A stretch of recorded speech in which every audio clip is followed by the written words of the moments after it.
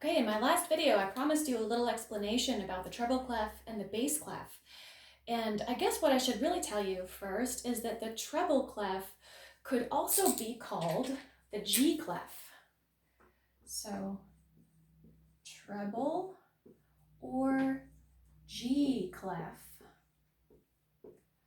And that the bass clef could also be called the F clef.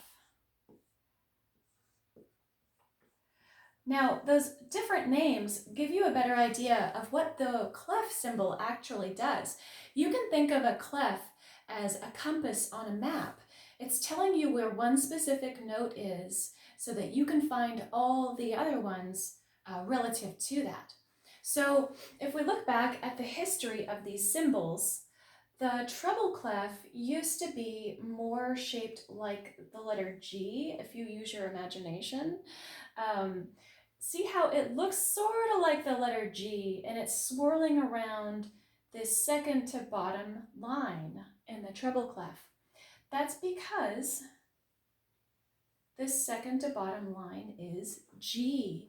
So once you know where G is, you know that the next note up would be A, and then B and C and so on.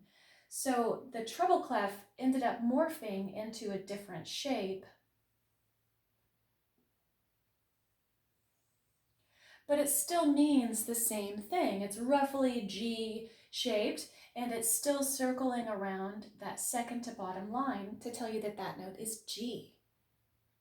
And the bass clef used to look more like a cursive F.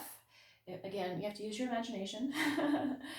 Oh, that's a weird F. Anyway, so it's got these two dots, and the two dots are there to tell you that this line is F. And once you know that this line is F, you know that's G, A, B, C, so on and so forth. So it eventually morphed into this different looking shape, but we still have the two dots, and it still means the same thing.